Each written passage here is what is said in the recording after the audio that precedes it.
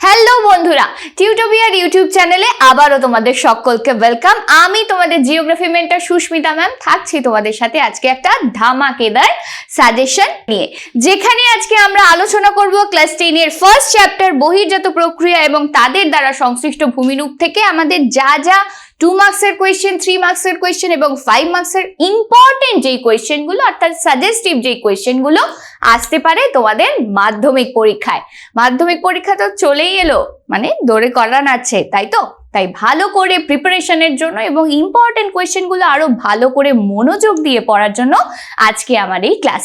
কিন্তু এই ক্লাসটা শুরু করার আগে তোমরা কিন্তু একবার চট করে দেখে নাও আমাদের যে বিষয়ভিত্তিক চ্যাপ্টার ওয়াইজ কোয়েশ্চেন অ্যান্সার আলোচনা হয়েছে, যেখানে আমি সমস্ত ধরনের কোয়েশ্চেন অ্যান্সারগুলো তোমাদের সাথে আলোচনা করেছি পার চ্যাপ্টার ওয়াইজ। সেই ভিডিওটা আগে ভালো করে দেখে নিয়ে আজকের এই সাজেশন ক্লাসটা মনোযোগ দিয়ে দেখো, যেটা তোমাদের মাধ্যমিক পরীক্ষার জন্য খুব ইম্পর্টেন্ট ক্লাস হতে চলেছে। কেমন? কিন্তু এই সাজেশন ক্লাসটা শুরু করার আগে আমরা এক পলকে দেখে নিই যে কোন কোন চ্যাপ্টার থেকে আমাদের কি কি মার্কস ডিভিশন আসতে পারে। দেখো, আমাদের প্রাকৃতিক ভূগোলের টোটাল পার্ট থেকে অর্থাৎ বহির্জাত প্রক্রিয়া এবং তাদের দ্বারা সংশ্লিষ্ট ভূমিরূপ, বায়ুমণ্ডল, বাড়িমণ্ডল, এই টোটাল পার্ট থেকে আমাদের 32 মার্কসের মানে 32 নাম্বারের কোয়েশ্চেন এসে থাকে। কেমন? পরিবেশ ভূগোল অর্থাৎ বর্জ্য ব্যবস্থাপনা থেকে আমাদের 8 মার্কসের কোয়েশ্চেন এসে থাকে, মানে 8 নাম্বারের কোয়েশ্চেন। সেগুলোর মধ্যে আমাদের বহু বিকল্প, অতি সংক্ষিপ্ত, সংক্ষিপ্ত, ব্যাখ্যামূলক, দীর্ঘ উত্তরধর্মী সমস্ত কিছু মিশিয়ে আসে। কেমন? নেক্সট, আঞ্চলিক ভূগোল অর্থাৎ ভারতের প্রাকৃতিক পরিবেশ এবং অর্থনৈতিক পরিবেশ থেকে আমাদের আবারও 32 মার্কসের কোয়েশ্চেন আসতে পারে, মানে 32 নাম্বারের কোয়েশ্চেন। মানে অনেকটা মার্কস কিন্তু আমাদের প্রাকৃতিক ভূগোলে থাকে এবং অর্থনৈতিক ভূগোলেও কিন্তু থাকে। নেক্সট, উপগ্রহ চিত্র এবং উপগ্রহ বিমান চিত্র এবং মানচিত্র থেকে আমাদের টোটাল 8 মার্কসের কোয়েশ্চেন এসে থাকে, অর্থাৎ আমাদের টোটাল থিওরিতে 90 মার্কস এবং প্র্যাকটিক্যালে 10 মার্কসের কোয়েশ্চেন এসে থাকে। কিন্তু আজকে আমরা আলোচনা করব আমাদের প্রাকৃতিক ভূগোলের একটা পার্ট অর্থাৎ বহির্জাত প্রক্রিয়া এবং তাদের দ্বারা সংশ্লিষ্ট ভূমিরূপ, বায়ুমণ্ডল এবং বাড়িমণ্ডল, এই 3টে পার্টের মধ্যে একটা পার্ট বহির্জাত প্রক্রিয়া এবং তাদের দ্বারা সংশ্লিষ্ট ভূমিরূপ থেকে আমাদের কি কি কোয়েশ্চেন আসতে পারে, আর যেখান থেকে তোমাদের পরীক্ষায় 32 মার্কসের কোয়েশ্চেন এসে থাকে। তাই খুব ভালো করে মনোযোগ দিয়ে আজকের ক্লাসটা অবশ্যই তোমরা ফলো করো, যেটা তোমাদের মাধ্যমিক পরীক্ষার জন্য একদম বেস্ট প্রিপারেশন হতে চলেছে। কেমন? তাহলে চলো, প্রথমেই আমরা আলোচনা করব বহু বিকল্প ভিত্তিক প্রশ্ন, মানে বহু বিকল্প প্রশ্ন লক্ষণীয়, মানে 2 মার্কসের কোয়েশ্চেনগুলো আমরা আলোচনা করব। দেখো, এখানে কিন্তু স্পেসিফিক্যালি একটা কথা মেনশন করে দেওয়া আছে, নিচের প্রশ্নগুলি সংক্ষিপ্ত উত্তর দাও, বিকল্প প্রশ্নগুলি লক্ষণীয়। মানে যেই যে কোয়েশ্চেনগুলো আমরা আলোচনা করব সেগুলো শর্ট অ্যান্সার দিতে হবে, কোয়েশ্চেন মার্কস থাকবে 2, এবং বিকল্প প্রশ্নগুলি লক্ষণীয়। তোমাদের পরীক্ষাও কিন্তু এই টার্মটা দেওয়া থাকে। কেন দেওয়া থাকে? কারণ সেখানে অরের অপশন থাকে, এইটা এই কোয়েশ্চেনের অ্যান্সার অথবা এই কোয়েশ্চেনের অ্যান্সার কিন্তু একটা কোয়েশ্চেনেই দেওয়া থাকে। তাই অবশ্যই এই টার্মটা ভালো করে দেখে, নেক্সট কি কোয়েশ্চেন আছে দেখে তবেই কিন্তু তোমরা পরীক্ষায় অ্যান্সার দেবে। কেমন? চলো শুরু করি। প্রথম প্রশ্ন কি আছে? জলবিভাজিকার সংজ্ঞা দাও। এই কোয়েশ্চেনটা এসেছিল আমাদের 2023 সালে, মানে খুব রিসেন্টলি এই কোয়েশ্চেনটা এসছে। জলবিভাজিকার সংজ্ঞা দাও, অথবা এর সাথে অর দিয়ে এসেছিল ইনসেলবার্চ কাকে বলে। ছোট্ট করে 2 মার্কসের কোয়েশ্চেনে অ্যান্সার দিতে গিয়ে জলবিভাজিকার সংজ্ঞা দাও, কি বলবে? যে একটি নদী অববাহিকা থেকে অপর একটা নদী অববাহিকা যে উচ্চভূমি দ্বারা পৃথক থাকে তাকে আমরা বলি কি? জলবিভাজিকা। খুব ছোট্ট করে গুছিয়ে লিখবে, অবশ্যই প্রপার অ্যান্সার, তাহলে দেখবে 2 মার্কস তোমাদের কেউ আটকাতে পারবে না 2 মার্কস পাওয়া। কেমন? নেক্সট আরেকটা কি কোয়েশ্চেন এসেছিল? ইনসেলবার্চ কাকে বলে, তাই তো? কি বলবে? মরুভূমিতে অবস্থিত কঠিন শিলায় গঠিত উচ্চভূমিগুলি বায়ুর অবঘর্ষ প্রক্রিয়ায় ক্ষয় পেয়ে সমতল এবং অসামান্য যে গোলাকার শিখর দেশযুক্ত একটা উচ্চভূমি সৃষ্টি করে তাকেই আমরা কি বলি? ইনসেলবার্চ। একটা কিন্তু বলেছে ভূমিরূপ, দুটোই কিন্তু ভূমিরূপের বেসিসে, একটা মরুভূমি, একটা নদী অববাহিকার। কিন্তু এই কোয়েশ্চেনগুলো খুব গুছিয়ে, আমি বারবার বলছি, প্রপারলি অ্যান্সার দিলে কিন্তু তোমাদের মার্কস পাওয়া কেউ আটকাতে পারবে না। কেমন? চলো নেক্সট ইম্পর্টেন্ট কোয়েশ্চেনের মধ্যে আমাদের আছে পর্যায়নের সংজ্ঞা দাও অথবা পলল শঙ্কু। দুটো কিন্তু আলাদা টাইপের কোয়েশ্চেন, আর এই কোয়েশ্চেন দুটো এসেছিল তোমাদের 2022-এও যেমন এসছে, আবার 2012-তেও এসেছিল। তাহলে দেখো 10 ইয়ার্স গ্যাপে কিন্তু এসছে। এই কোয়েশ্চেনগুলো কিন্তু তোমাদের পরীক্ষার জন্য এবং পড়ার জন্য খুব ইম্পর্টেন্ট কোয়েশ্চেন। কেমন? তাহলে কি আছে? পর্যায়নের সংজ্ঞা দাও বা গ্রেডেশন আমরা যেটাকে বলি, তাই তো? পর্যায়নের সংখ্যা যখন সংক্ষেপে লিখতে হবে, বহির্জাত প্রক্রিয়ায় একত্রে ক্ষয়ও হয় আবার সঞ্চয়ও হয়। এই ক্ষয় এবং সঞ্চয়ের দ্বারা যে ভূমির উপরিভাগটা অনিয়মিতভাবে একটা রূপরেখার একটা সাধারণ তল গঠন করে, একটা তল নিয়ে, সাধারণ তল নিয়ে কিন্তু এই গঠন করার প্রক্রিয়াকে আমরা কি বলে থাকি? পর্যায়ন বা গ্রেডেশন। আর নেক্সট কোয়েশ্চেন ছিল পলল শঙ্কু। এই পলল শঙ্কু কোথায় হয়? নদীতে হয়। যখন পর্বত থেকে, পার্বত্য প্রবাহ থেকে নদী আস্তে আস্তে সমভূমির দিকে আসে, তখন আস্তে আস্তে ক্ষয় সাধন করে, তখনই কিন্তু এই পলল শঙ্কু ভূমিরূপে সৃষ্টি হয়ে থাকে। কেমন? এই কোয়েশ্চেন দুটো কিন্তু ভেরি ভেরি ইম্পর্টেন্ট। একটা 2023-এ এসছে, 2022, 2012 মিশিয়ে এসছে। কেমন? চলো নেক্সট কি আছে? পাদদেশীয় হিমবাহ বলতে কি বোঝো অথবা তির্যক বালিয়াড়ির সংজ্ঞা দাও। পাদদেশীয় হিমবাহ কথাটা শুনে কি মনে হচ্ছে? পর্বতের পাদদেশে যে হিমবাহ গড়ে উঠবে এবং যার চওড়া মোটামুটি হবে তোমার 65 কিলোমিটার এবং যা প্রস্থে হবে 45 কিলোমিটার মতো লম্বা। এই যে বিভিন্ন ধরনের হিমবাহ কিভাবে গঠন হচ্ছে সেটা তোমাকে 2 লাইনের মধ্যে বা 3 লাইনের মধ্যে খুব সুন্দর করে গুছিয়ে লিখতে হবে। নেক্সট তির্যক বালিয়াড়ি। তির্যক বালিয়াড়ির আরেকটা নাম আমরা কি বলতে পারি? যে বায়ুর গতিপথে আড়াআড়ি ভাবে গড়ে ওঠা বালিয়াড়িকেই কিন্তু আমরা বলি তির্যক বালিয়াড়ি, তাই তো? খুব সুন্দরভাবে গুছিয়ে কিন্তু অবশ্যই লিখে আসতে হবে। খুব ভেরি ভেরি ইম্পর্টেন্ট এই কোয়েশ্চেনগুলো। আর এই কোয়েশ্চেনটা এসেছিল 2022 সালে, মানে রিসেন্টলি এসেছিল কোয়েশ্চেনটা। নেক্সট ময়দান বলতে কি বোঝো অথবা কচ্ছের রণ কি? ময়দান বলতে কি বোঝো? কি বলবে? যে কর্ণাটক মালভূমির পূর্ব দিকে মৃদু ঢেউ খেলানো অনুচ্চ ভূমিভাগকে আমরা বলে থাকি কি? ময়দান। আমি ছোট্ট করে তোমাদের অ্যান্সার গুলো বলে দিচ্ছি, কিন্তু পরীক্ষার খাতায় খুব সুন্দরভাবে গুছিয়ে কিন্তু লিখে আসতে হবে। আর প্রপারলি অ্যান্সার আরো ডিটেলসে জানতে গেলে চট করে একবার চ্যাপ্টার 1-এর কোয়েশ্চেন অ্যান্সার আলোচনাটা ভালো করে দেখে নাও। সেখানে এই সমস্ত কোয়েশ্চেন ইন ডিটেলসে দেখবে, খুব সুন্দরভাবে বুঝিয়ে দিয়েছি তোমাদেরকে। কেমন? নেক্সট কোয়েশ্চেন কচ্ছের রণ কি? অবশ্যই কচ্ছের রণ কি বলবে? যে এলাকায় এক পাশে মরুভূমি রয়েছে এবং অন্যদিকে রয়েছে সমুদ্র, এবং কচ্ছের রণকে পৃথিবীর মানে বিভিন্ন পরিবেশ ভাবে বা যার মধ্যে রয়েছে ম্যানগ্রোভ এবং মরুভূমি উদ্ভিদ ইত্যাদি ইত্যাদি, একেই বলা হচ্ছে কচ্ছের রণ। কেমন? নেক্সট কোয়েশ্চেন প্রপাতকূপ কাকে বলে অথবা লোয়েসের সংজ্ঞা দাও। ছোট্ট করে 2 লাইন্সের মধ্যে লিখবে প্রপাতকূপ কাকে বলে। কঠিন শিলা এবং নরম শিলাতে আছড়ে পড়ে জলপ্রপাত যখন বিভিন্ন গর্তের সৃষ্টি করে, হাড়ির মতো এক একটা গর্তের সৃষ্টি হয়, তখন প্রপাতকূপের সৃষ্টি হয়।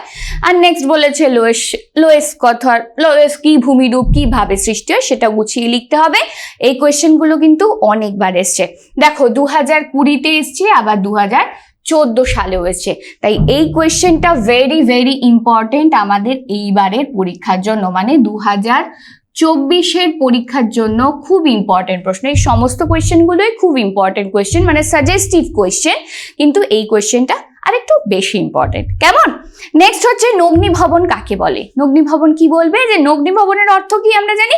উন্মুক্ত করা, মানে যেখানে আবহবিকার, বিচূর্ণিক ভবন বা পুঞ্জিত ক্ষয় একসাথে প্রক্রিয়াটা হচ্ছে, এই 3টে প্রক্রিয়ার একসাথেই ফলাফল হচ্ছে নগ্নিভবন, অর্থাৎ শিলার উন্মুক্তকরণ হচ্ছে, তাই তো?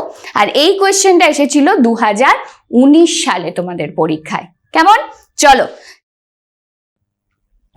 নেক্সট কোয়েশ্চেন কি আছে? কোয়েশ্চেন নাম্বার 7-এ অপসারণ গর্ত কিভাবে সৃষ্টি হয় এবং তার সাথে অর দিয়ে আছে হিমশৈল কি? তাই তো এই কোয়েশ্চেনটা এসেছিল 2018 সালে। যেমন এখানে 2018 সালে এই দুটো কোয়েশ্চেন তোমাদের অর দিয়ে দিয়েছে, কোনো কোনো ইয়ারে কিন্তু অর দেয় না, মানে নর্মালি এই কোয়েশ্চেনগুলো থাকে। কেমন?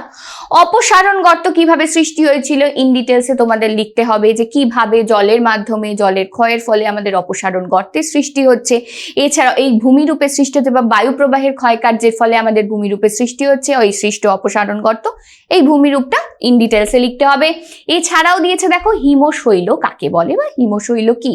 কি লিখবে? হিমশৈল কি, কেমন ভাবে হিমশৈল সৃষ্টি হলো, বিভিন্ন সমুদ্র স্রোত এবং সমুদ্র তরঙ্গের ধাক্কায় হিমবাহের প্রান্ত ভাগ ভাগ ভেঙে গিয়ে জলে ভাসতে থাকে। এই হিমশৈলের 1 ভাগ থাকে জলের উপরে এবং বাকি 9 ভাগ থাকে জলের নিচে। আর যদি খুব হাতে সময় থাকে বা একটু ড্রয়িং এ একটু তাড়াতাড়ি করে দিতে পারো তাহলে খুব বেটার হয়, যদি পাশে একটা বক্স করে হিমশৈল একটা ড্র করে দিতে পারো পেন্সিল স্কেচ করে। কেমন? অবশ্যই চেষ্টা করবে যখন তোমরা কোনো কিছু লিখবে, মানে কোনো ডিটেলসে বোঝাতে গেলে অবশ্যই চেষ্টা করবে তার পাশে একটা রাইট সাইডে একটা ড্রয়িং করে দেওয়ার, বক্স কেটে খুব সুন্দর করে একটা হেডিং দিয়ে। আর অবশ্যই যখনই লিখবে, ধরো হিমশৈল আঁকছো বা কোনো একটা ভূমিরূপ আঁকছো, জিওগেন, এসকার বা যাই ভূমিরূপ আঁকো, নিচে অবশ্যই চেষ্টা করবে নাম লিখে দেওয়ার। কেমন? চলো নেক্সট কোয়েশ্চেন আমাদের আছে পিণ্ড বিসরণ কি। ইন ডিটেলসে পিণ্ড বিসরণ কিভাবে সৃষ্টি হচ্ছে, যান্ত্রিক আবহবিকারের মাধ্যমে বিভিন্ন পদ্ধতিগুলোকে কাজে লাগিয়ে খণ্ড বিখণ্ড হয়ে প্রস্তর পিণ্ড বিসরণ যে কিভাবে সৃষ্টি হচ্ছে ইন ডিটেলসে একটু ছোট্ট করে লিখে দিতে হবে। আর এই কোয়েশ্চেনটা এসেছিল তোমাদের 2015 সালে, তাই এই কোয়েশ্চেনটাও কিন্তু তোমাদের জন্য ভেরি ভেরি ইম্পর্টেন্ট একটা প্রশ্ন। কেমন? চলো নেক্সট কোয়েশ্চেনে যাই। স্বল্পমোচন কাকে বলে? বলে দিতে হবে স্বল্পমোচন কাকে বলে। আমরা কি পড়েছি যে শিলার স্তরের যখন উত্তপ্ত হয়ে নিচে বা পার্শ্বদেশ প্রসারিত হতে পারে না, উপরের দিকটা প্রসারিত হয়, মানে শিলার পার্শ্বদেশ বা শিলার নিচ প্রসারিত হতে পারে না, শিলার উপরের স্তরটা প্রসারিত হচ্ছে এবং শিলার উপরের স্তরটির অভ্যন্তরীণ শিলার স্তর শীতল হয়ে প্রশস্ত হয়ে যে খোলে যাচ্ছে, মানে খোলার মতো আস্তে আস্তে খুলে যায়, যার সাথে আমরা তুলনা করি পেঁয়াজের খোসার, তাই তো? এই পদ্ধতিটাকে একটু সুন্দর করে গুছিয়ে লিখে আসতে হবে। কেমন? আর এই যে এই স্বল্পমোচন প্রক্রিয়াটা আমরা বেশিরভাগ করে দেখতে পাই কোন শিলায়? গ্রানাইট শিলার ক্ষেত্রে। ওকে, চলো। আর এই কোয়েশ্চেনটা তোমাদের কত সালে এসেছিল? 2016 সালের পরীক্ষায় কিন্তু এটা এসেছিল। যেমন এরকম স্বল্পমোচন কাকে বলে দিয়েছে পরীক্ষায়, অন্যান্য যে আমাদের ভূমিরূপগুলো গড়ে ওঠে সেখান থেকেও কিন্তু কোয়েশ্চেন আসতে পারে। কেমন? পাখির পায়ের মতো বদ্বীপ কিভাবে গঠিত হয়? 2017 সালের কোয়েশ্চেনে এসছে। কি বলবে যে এই যে সমুদ্র তরঙ্গের তুলনায় নদীর শক্তির পরিমাণ যখন বেশি হয়, পাখির পায়ের মতো তখন বদ্বীপের সৃষ্টি হয়।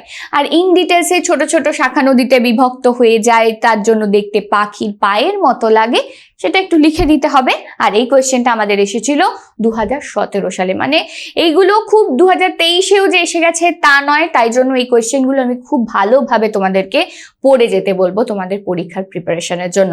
আর যখনই এই কোয়েশ্চেনগুলো আসবে অবশ্যই চেষ্টা করবে যদি কোনো একটু ডেসক্রিপটিভ কোয়েশ্চেন হয় খুব সুন্দরভাবে পরিষ্কার হাতের লেখায় পয়েন্ট ওয়াইজ লিখে আসতে, তাহলে মাধ্যমিকে তোমাদের থিওরিতে 90 পাওয়া থেকে কেউ আটকাতে পারবে না, অনেকেই পায় ফুল মার্কস। কেমন? তাই লেটার মার্কস কিন্তু থাকতেই হচ্ছে ভূগোলে। ওকে, চলো নেক্সট কোয়েশ্চেনে যাই। হিমবাহ উপত্যকার আকৃতি ইউ এর মতো হয় কেন? কি করে হয়? যখন হিমবাহ ক্ষয় করতে থাকে, তাই তো? যখন সেটার পার্শ্বক্ষয় হয়, নিম্নক্ষয় হয়, তখনই কিন্তু আমাদের ইউ আকৃতির ভূমিরূপের সৃষ্টি হয় বা ইউ আকৃতির উপত্যকা সৃষ্টি হয়। এই কোয়েশ্চেনটা এসেছিল আমাদের 2015 সালের পরীক্ষাতে। কেমন? নেক্সট কোয়েশ্চেন দেখো দিয়েছে ধারণ অববাহিকা কি। এই কোয়েশ্চেনটা কিন্তু ভেরি ভেরি ইম্পর্টেন্ট প্রশ্ন। এই কোয়েশ্চেনটা কোনো ইয়ারে আসেনি, কিন্তু আমার দিক থেকে এই কোয়েশ্চেনটা তোমাদের জন্য এই বছরের জন্য খুব ভেরি ভেরি ইম্পর্টেন্ট একটা কোয়েশ্চেন। ধারণ অববাহিকা আমরা কি বলবো? যে নদীর কোনো গতিপথে বা নদীর উচ্চ গতিতে বা পার্বত্য প্রবাহে যখন প্রাথমিক পর্যায়ে অনেকগুলো ছোট ছোট প্রধান নদী গঠিত হয়, অনেকগুলো মানে প্রধান নদী গঠিত হয় এবং এরকম একটা মূল নদী এবং তার শাখা নদী উপনদী যে বিধৌত অঞ্চল হলো, তাকে আমরা বলছি সেই নদীর ধারণ অববাহিকা। কেমন? এই কোয়েশ্চেনটা কিন্তু আমি আবারও বলছি, এই কোয়েশ্চেনটা কিন্তু তোমাদের জন্য ভেরি ভেরি ইম্পর্টেন্ট প্রশ্ন 2024-এর জন্য। কেমন? নেক্সট, মন্থকূপ কাকে বলে? গ্রস্ত উপত্যকা কাকে বলে? এগুলো শর্ট অ্যান্সার কোয়েশ্চেন, কিন্তু খুব সুন্দরভাবে নদীর যে গতিপথে কিভাবে মন্থকূপের সৃষ্টি হলো, নরম শিলা ক্ষয়প্রাপ্ত হয়ে অবঘর্ষ প্রক্রিয়ার মাধ্যমে গ্রস্ত উপত্যকা কিভাবে সৃষ্টি হলো, যে দুটোই চ্যুতির মধ্যবর্তী অংশ যখন বসে যাচ্ছে এই অবনমনের ফলে সৃষ্টি হচ্ছে গ্রস্ত উপত্যকা। এই কোয়েশ্চেনগুলো কিন্তু তোমাদের 2 মার্কসের জন্য ভেরি ভেরি ইম্পর্টেন্ট। নেক্সট দেখো হিমপ্রাচীর কি কোয়েশ্চেনে আছে এবং ডিমের ঝুড়ি ভূমিরূপ বলতে কি বোঝো। হিমপ্রাচীর কি বলবে, উত্তর আমেরিকার পূর্ব উপকূলে উত্তরমুখী উষ্ণ উপসাগরীয় স্রোত, ঘন নীল জল যার এবং দক্ষিণমুখী শীতল ল্যাব্রাডর স্রোতের প্রায় সবুজ জলের মধ্যে এমন একটা বিভাজন রেখা দেখতে পাওয়া যায় যাকেই আমরা বলি হিমপ্রাচীর বা কোল্ড ওয়াল। নেক্সট হচ্ছে ডিমের ঝুড়ি ভূমিরূপ। হিমবাহিত মানে হিমবাহের ফলে এই ভূমিরূপের সৃষ্টি হয় যখন হিমবাহ দ্বারা বাহিত অনেক নুড়ি, বালি, কাঁকড়, পাথর খণ্ডগুলো পর্বতের পাদদেশে বা নিম্নভূমিতে এক স্থানে সঞ্চিত হয় এবং এই সঞ্চিত টিলাগুলোকে বলা হয় ড্রামলিন। আর যখন অনেকগুলো ড্রামলিন একসাথে সঞ্চিত হচ্ছে, দূর থেকে মনে হয় পুরো ডিম ভর্তি একটা ঝুড়ি, মানে যাকে আমরা বলি এগ অফ বাস্কেট, তাই তো? একেই বলা হয় ডিমের ঝুড়ি ভূমিরূপ। তাহলে দেখো এখান থেকে আমাদের কি কি 2 মার্কসের কোয়েশ্চেন আসতে পারে বা ইম্পর্টেন্ট যা যা কোয়েশ্চেন গুলো বা সাজেস্টিভ কোয়েশ্চেন গুলো আমরা কিন্তু আলোচনা করে নিলাম। নেক্সট এবার আমরা আলোচনা করব সংক্ষিপ্ত ব্যাখ্যামূলক প্রশ্নের উত্তর দাও। বিকল্প প্রশ্নগুলি আবারও বলছি লক্ষণীয় মানে অর যে কোয়েশ্চেন গুলো থাকে যার প্রশ্নমান থাকবে 3, মানে সংক্ষিপ্ত ব্যাখ্যামূলক প্রশ্ন 3 মার্কসের কোয়েশ্চেন গুলো আমরা এবার দেখে নিই।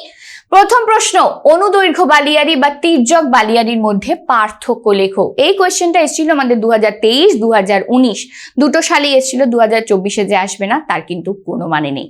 আমরা কি বলবো, আমি আবারও তোমাদের বলে দিচ্ছি, যখন তোমাদের এইদিকে তোমরা অনুদৈর্ঘ্য বালিয়াড়ি লিখলে, এদিকে তির্যক বালিয়াড়ি লিখলে, অবশ্যই যখন পার্থক্য লিখবে এইখানে বিষয় কথাটা লিখে দিয়ে, ধরো এইখানে তুমি সংজ্ঞা দিলে, এইখানে তুমি উপাদান দিলে, তুমি যেই যেই পয়েন্টের বেসিসে পার্থক্যগুলো লিখবে বা এখানে তুমি ভূমিরূপ দিলে বা আকার দিলে, যেই যেই পয়েন্টের বেসিসে তোমরা এই পার্থক্যগুলো লিখবে, অবশ্যই এই বিষয়ের মধ্যে সেই পয়েন্টগুলো অবশ্যই মেনশন করে দেবে, যেটা তোমাদের পরীক্ষায় মার্কস পাওয়ার জন্য ভেরি ভেরি ইম্পর্টেন্ট। আমি বারবার বলে দিচ্ছি, যদি তোমাদের অনুদৈর্ঘ্য বালিয়াড়ি এবং তির্যক বালিয়াড়ির মধ্যে পার্থক্য লিখতে বলে তাহলে কি বলবে, অনুদৈর্ঘ্য বালিয়াড়ি সমান্তরাল ভাবে সৃষ্টি হয়, তির্যক বালিয়াড়ি অর্ধচন্দ্রাকৃতি বা আড়াআড়ি ভাবে সৃষ্টি হয়।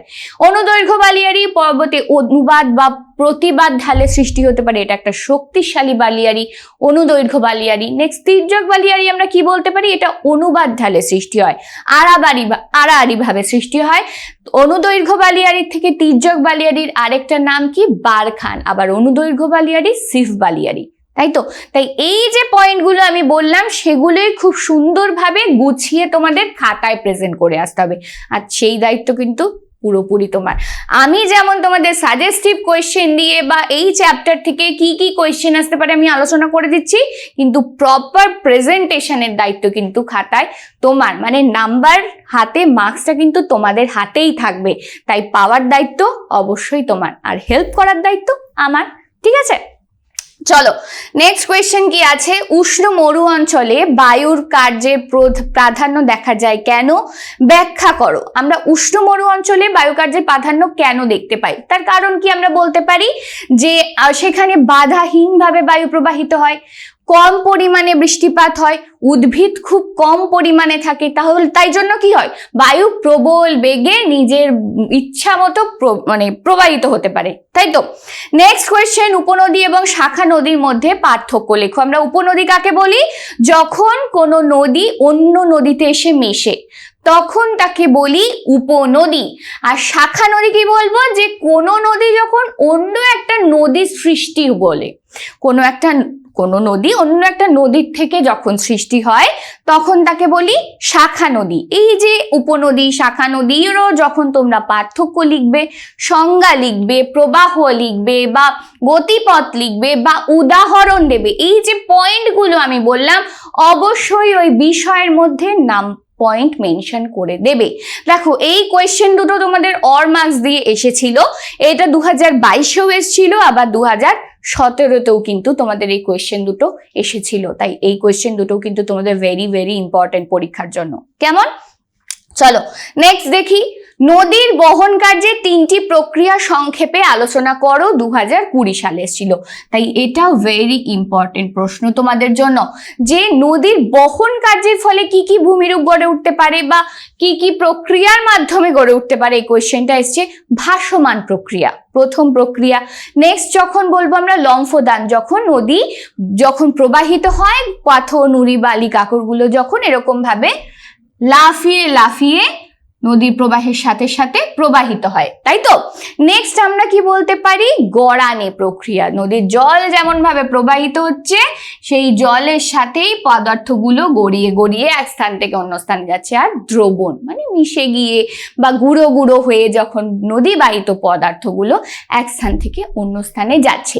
এই ভাসমান, লম্ফদান, গড়ানে, দ্রবণ, তোমরা যদি এইখানে যখন নাম বলে দিয়েছে যে সংক্ষেপে আলোচনা করো, তোমরা যদি সেই মতো শুধু এই নামগুলোই লিখে দিয়েছো, তাহলে কিন্তু কেউ নাম্বার দেবে না তোমাদের, কেউ নাম্বার দেবেই না, হয়তো 3 মার্কসের মধ্যে হাফ মার্কস দেবে তোমাদেরকে। তার জন্য এই যে ভাসমান প্রক্রিয়া আমি টার্মটা বলে তোমাদেরকে ব্যাখ্যা করে দিলাম, তোমাদের ঠিক সেই রকম ভাবে ব্যাখ্যা করে দিয়ে আসতে হবে। নেক্সট লম্ফদান প্রক্রিয়া, গড়ানি প্রক্রিয়া, দ্রবণ প্রক্রিয়া। ধরো তোমাদেরকে যদি এখানে বলা হয়, ধরো এখানে তুমি ভাসমান প্রক্রিয়া লিখলে, কেমন 1 মার্কস দিয়ে, এখানে তুমি তার আলোচনা করলে, আলোচনা করার পাশে অবশ্যই ভাসমান প্রক্রিয়া আমি যেমন তোমাদের ছোট্ট করে একটা ড্রয়িং এর মাধ্যমে বোঝা দিলাম, আমি কি থোড়ি তোমাদের অ্যানিমেশনের মাধ্যমে বোঝালাম নাকি নদীকে টেনে এনে বোঝালাম না তো। ঠিক তোমাদেরও এখানে একটা ড্রয়িং করে দিতে হবে, ভাসমান প্রক্রিয়া বলো। নেক্সট যখন লম্ফদান প্রক্রিয়া বলবে, সেগুলো লিখে অবশ্যই খাতার রাইট সাইডে ড্রয়িং করে দিয়ে আসবে, আমি তোমাদের কাছে রিকোয়েস্ট করছি। তাহলে দেখবে এইখানে যে 3 মার্কসে তোমরা 3 মার্কসই পাবে। কেমন, এই কোয়েশ্চেনটা ছিল কিন্তু তোমাদের 2020 সালে, তাই এই কোয়েশ্চেনটা এই বছরের জন্য তোমাদের ভেরি ভেরি ইম্পর্টেন্ট। কেমন, চলো নেক্সট কোয়েশ্চেন দেখি। নদীর মোহনায় বদ্বীপ কেন গড়ে ওঠে ব্যাখ্যা করো। নদীর মোহনায় কেন বদ্বীপ গড়ে উঠতে পারে তোমরাই ভেবে দেখো। পলি রাশির পরিমাণের জন্য, যখন নদী নিম্ন গতিতে এসে সমস্ত কিছু আস্তে আস্তে সঞ্চয় করে থাকছে, সেখানে পলির পরিমাণ প্রচন্ড থাকছে, তাই জন্য। এছাড়াও সমুদ্রের ঢেউ এবং জোয়ার ভাটা, বায়ু প্রবাহ এবং অগভীর উপকূল ভাগ, এই বিভিন্ন কারণের জন্য যে পয়েন্টগুলো বললাম, এই পয়েন্টগুলো কিন্তু তোমাদের পরীক্ষার খাতায় ব্যাখ্যা করে লিখে আসতে হবে। একটু বেশি লিখতে হবে না, যেহেতু 3 মার্কসের কোয়েশ্চেন, কিন্তু প্রপার অ্যান্সার দিয়ে তোমাদের লেখাটা লিখে আসতে হবে। আর এই কোয়েশ্চেনটা কিন্তু তোমাদের 2018 সালে এসেছিল, তাই এটাও কিন্তু তোমাদের পরীক্ষার জন্য ভেরি ভেরি ইম্পর্টেন্ট একটা প্রশ্ন। কেমন, চলো নেক্সট দেখি কি আছে। ভারতের পশ্চিম বাহিনী নদীগুলির মোহনায় বদ্বীপ কেন গড়ে ওঠেনি। এটা কিন্তু আরেকটা ভেরি ভেরি ইম্পর্টেন্ট প্রশ্ন, 2011 সালের পরীক্ষায় কিন্তু এটা এসছিল।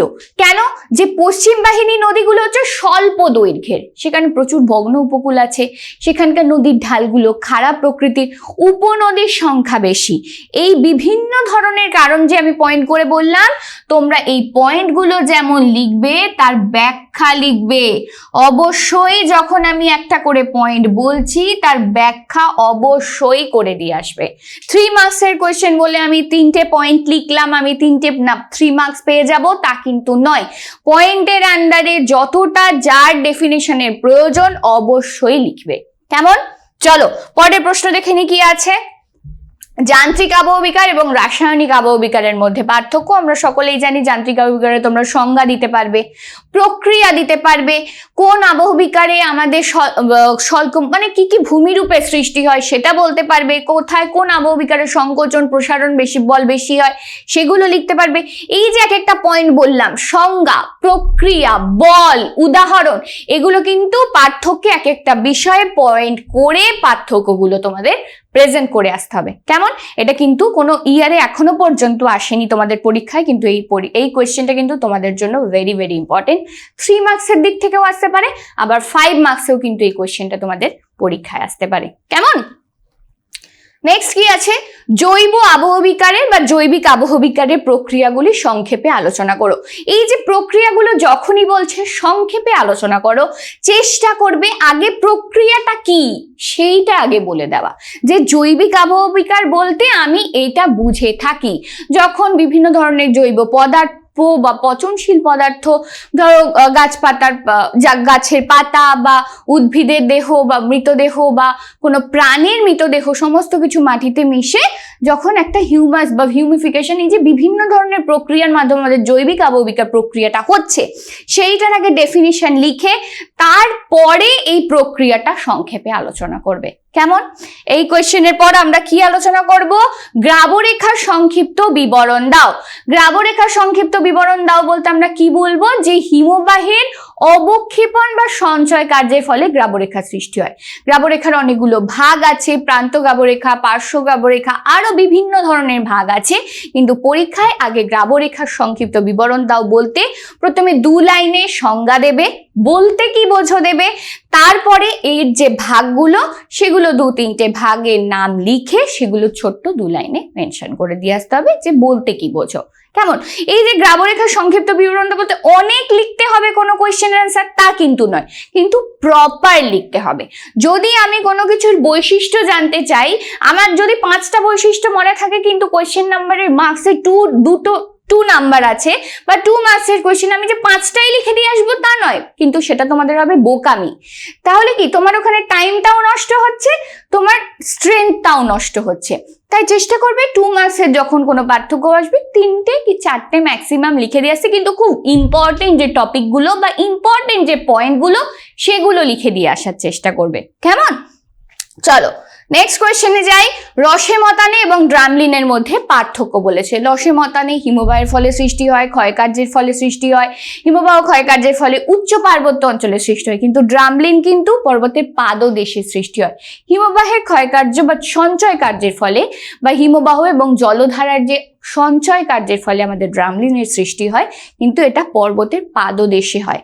রসে মতানে কিন্তু পর্বতের উচ্চ পার্বত্য অঞ্চলে হয়। কেমন? এই যে পার্থক্যগুলো বললাম, কিসের দ্বারা হয়, কিভাবে হয়, কোথায় হয়, কি ভূমিরূপে সৃষ্টি করছে, আবারও বলছি বিষয় মেনশন করে তারপরে এর পার্থক্যগুলো লিখবে। কেমন? চলো নেক্সট কি আছে দেখি।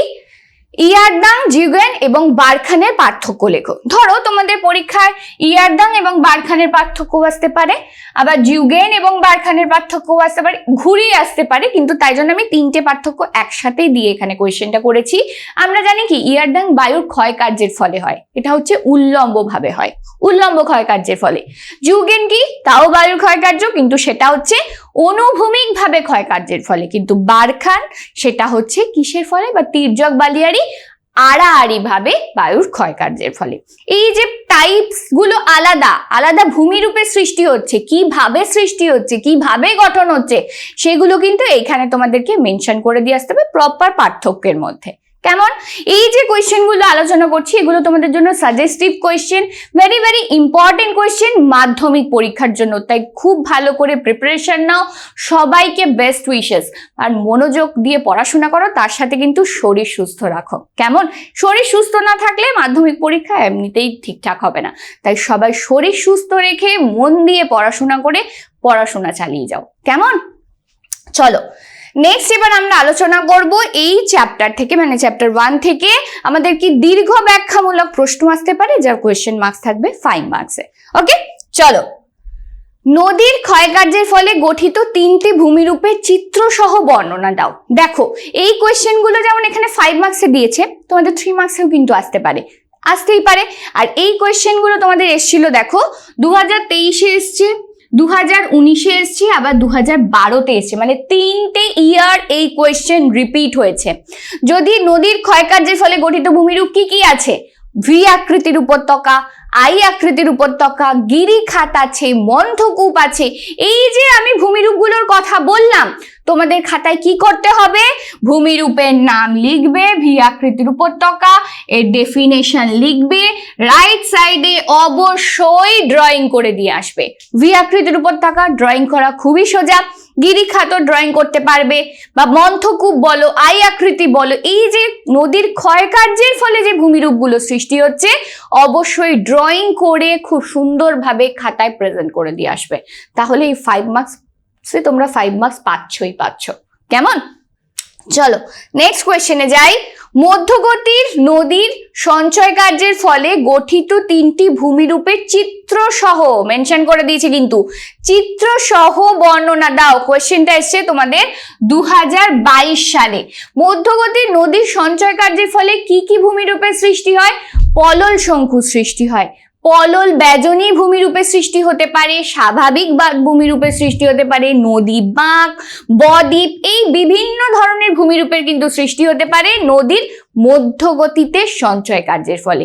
আবারও রিপিট করছি, পয়েন্ট লিখবে, ডেফিনেশন লিখবে, ড্রয়িং অবশ্যই করবে, ড্রয়িং অবশ্যই করবে। আগে ড্রয়িং করে তারপরে পারলে লিখবে, কিন্তু খাতায় ড্রয়িং অবশ্যই করে দিয়ে আসবে। ধরো একদম পরীক্ষায় লিখছো তোমরা একদম লাস্ট মোমেন্ট, কেমন?